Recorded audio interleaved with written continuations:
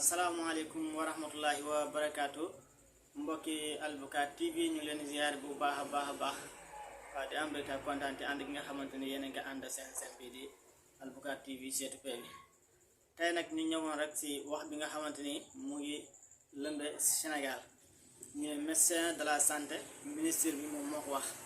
waaw ministre de la santé mooy si wàllam feebaru cancer du sein waaye nag lu ñu jaaxal trop mooy kàddu yi nga xamante ni lu toll ni ministre de médecin yëkkati kàddu yooyu yéeme yooyu di ko wax aw seen askanam jàpp naa ne tamit loolu noonu war na mën a wax beneen kàddu bu dul kàddu yu ñaaw yi nga xamante ni moom la yëkkati di ko teg si aw askanam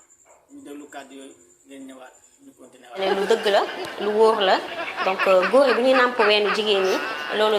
day réduire risque de cancer yi mooy premier risque naturel boo xam mooy première précaution naturelle boo xamante ne mën na prévenir contre les cancers. mbokk yi mooy kàddu yi ngeen di dégg ni di kàddu yu yéeme ndax nga yow nga nekk ak sa soxna nga yor ak njaboot en même temps yow boo xoolu Sénégalais sax nga xool yow say doom ñi nga xamante ni amaguñ jëkkër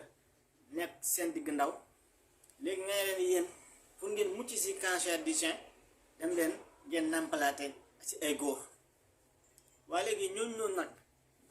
war a jóg pour nàmpale ay góor ñoo xamante ni ñoom tamit xamuñ fu ñu taxaw ba mel ni ki demee ni taxaa ña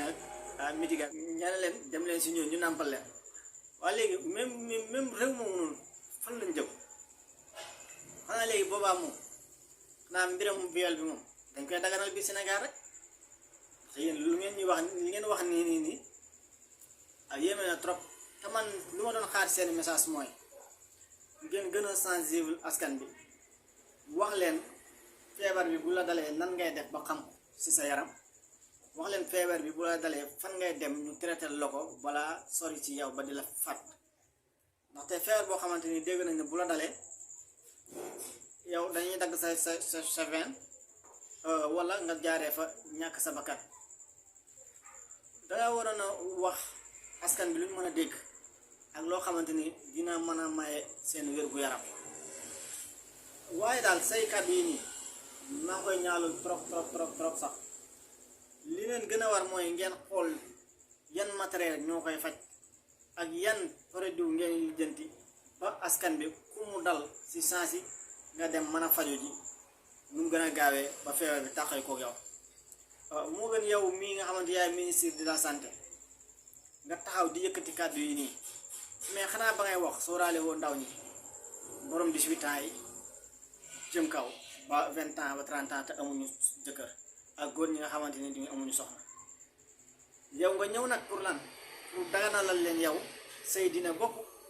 ne lii ngeen di def pour mën a mucc ci cancer waaye léegi loolu moom boobaa nan ngeen di def ak seen loi njaala bi nan ngeen di def ak seen loi yooyu noonu ngeen yëkkati teg ko ba nga xamante ni képp ku def na ko su dul noonu mën nañ la see tëj 10 ans wala ñu tëj la si sa giiru dund man loolu laay laaj ci boobaa nan ngeen def ak moom ndaxte lii nii ngeen wax askan bi buñ ko fas yéenee jëfee mooy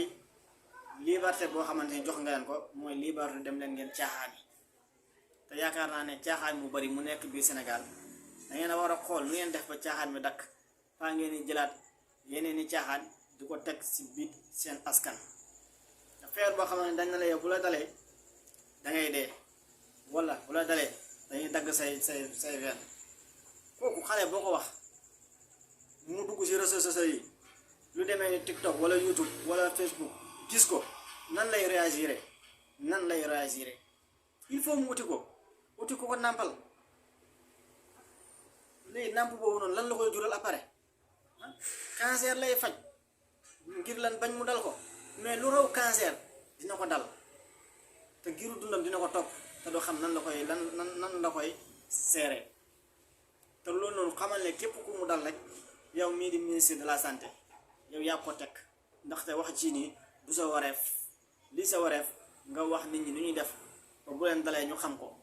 nu ñuy def ba bu leen dalee ñu mën a dem faju ji ak fan la ñuy jaar ba faju ji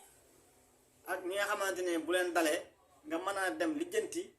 ay médicament yoo xamante ni moom moo leen di faj ba ñu wér ba delluwaat seen sago paa nga leen ni wax yu yées yu bon yi salaamaaleykum wa rahmatullahi wa barakaatu